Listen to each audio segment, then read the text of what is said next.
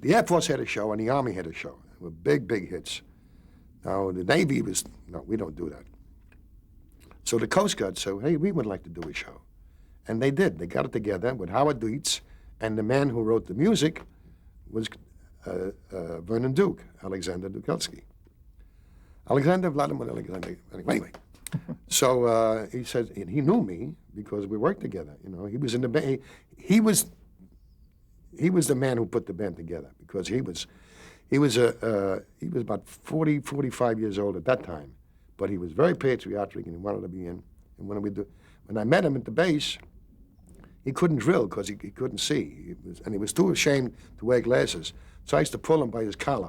You follow my collar, and when we go about face, I'll give you the signal which way to go. And we got along that way, and we did put the show on, and it was a very big hit, and the Coast Guard put on the show. And that's where I met Max Liebman. See, one thing runs into the other. And Max had just finished a picture with Danny Kaye called Up in Arms, which was a big, big, big, big hit. And I did a thing called the Airplane Number, you know, and I did sketches, and I did this, and I did, it was all around, because I did sketches in the country, in the Catskills. I did Waiting for Little Lefty, Waiting for Joe, Waiting for the, you know, all the socks, you know. I had all the old burlesque sketches, so I was trained on those. So all of a sudden, I was picked.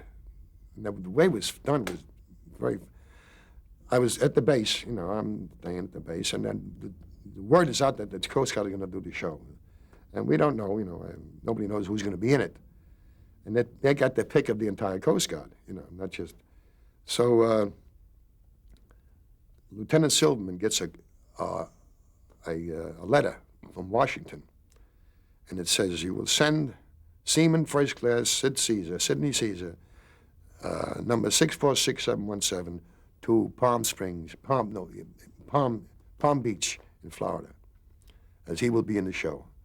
And he said, he called me in, he said, I've never seen an order from Washington for one seaman. One admiral, two admirals maybe, 10,000 men if you want 100,000, but one seaman?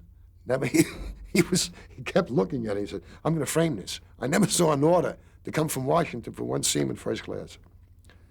And that was it. I went down there, and I rehearsed for the show, and the show went on. And then when we played Philadelphia, that was where the home of right near Washington. So Wacy, Admiral Wacy, who was the commandant of the Coast Guard, came down to see the show. And that was like, wow, the commandant? Boy.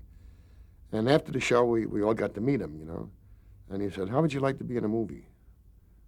We're going to make a movie. I said, what? And from that, I went in, I toured with the show, and from that, we came here, and we made a movie.